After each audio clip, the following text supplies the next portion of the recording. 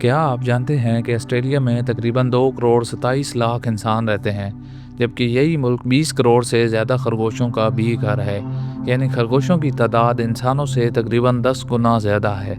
Australia में ये खरगोश इतनी तबाही मचा चुके हैं कि हुकूमत ने इन्हें एक ख़तरनाक और नुकसानदा मखलूक करार दे रखा है और इनसे छुटकारा पाने की कई कोशिशें की जा चुकी हैं।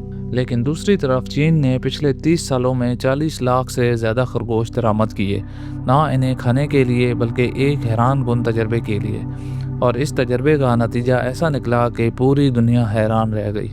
जोन टीवी की वीडियोस में एक बार फिर से खुशामदीद। जब कोई रेगिस्तान आहिस्ता आहिस्ता ज़रख़ेज़ ज़मीन को निगलने लगे तो इस अमल को डेजर्टिफिकेशन कहा जाता है। चीन में मौजूद कबोची डेजर्ट भी कभी इसी मसले का शिकार था। एक वक्त ऐसा था जब ये रेगिस्तान हर साल तकरीबन 5 लाख एकड़ ज़मीन को अपने लपेट में ले रहा था। चीन ने इस मसले को रोकने के लिए 1950 और 1960 की दिहाई में कई मंसूबे शुरू किए। रेत को काबू करने के स्टेशन बनाए गए और लाखों दरख्त लगाए गए, लेकिन रेत का ये समुंदर काबू में नहीं आ रहा था। फिर एक दिन एक मकामी कारोबारी शख्स ने एक अनोखा आइडिया पेश किया।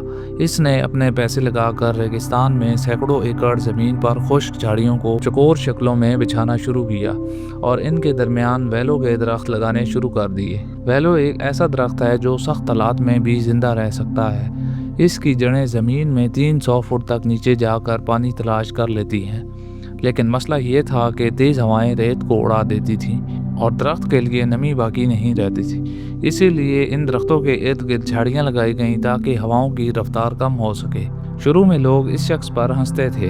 वो कहते थे कि ये शख्स पागल है जो रेगिस्तान में दरख्त लगा रहा है। लेकिन 3 साल बाद हालात बदलने लगे। अब मसला ये था कि वेलो के दरख्तों की नई शाखों को बार बार काटना ज़रूरी था ताकि मरकज़ी तना मोटा और मजबूत हो सके। ये काम मज़दूरों से करवाना बहुत महंगा और मुश्किल था और यही वो मुकाम था जहाँ खरगोशों की कहानी शुरू होती है। चीन ने यहाँ रेक्स रैबिट्स की एक ख़ास नस्ल लाना शुरू की। इन खरगोशों की खाल बहुत नरम और कीमती होती है और इसे महंगे कपड़े बनाने में इस्तेमाल किया जाता है। रेक्स रैबिट को वेलो के दरख्तों के दरमियान छोड़ दिया गया। जब दरख्तों पर नई नरम शाखें निकलती थीं तो ये खरगोश उन्हें खा लेते थे। इस तरह दरख्तों की कुदरती प्रूनिंग होने लगी।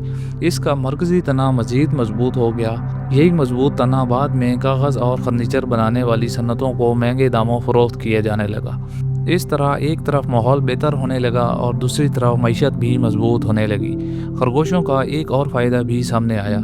इनका गोबर एक कुदरती खाद के तौर पर काम करने लगा, जिससे ज़मीन मज़ीद ज़रख़ेज़ होने लगी। चूँकि एक मादा खरगोश साल में तकरीबन 50 बच्चों को जन्म दे सकती है, इसलिए इनकी तादाद भी तेज़ी से बढ़ने लगी। मज़ीद दिलचस्प बात यह है कि खरगोश घास खाते हैं, लेकिन घास के बीज मुकम्मल तौर पर हज़म नहीं कर पाते। यही बीज इनके गोबर के साथ दोबारा ज़मीन में पहुंच जाते हैं और नई घास उगने लगती है। चंद ही सालों में वो ज़मीन जहां सिर्फ रेत थी वहां घास, दरख्त और खेत नज़र आने लगे। इस कामयाबी के बाद विंग ने मज़ीद मंसूबे शुरू किए। उसने सैकड़ों बिल्डोज़र की मदद से रेत के रीलों को हमवार किया और मज़ीद वेलों के दरख्त लगाए। मकामी लोगों को भी रेक्स रैबिट्स पालने की तरगीब दी गई।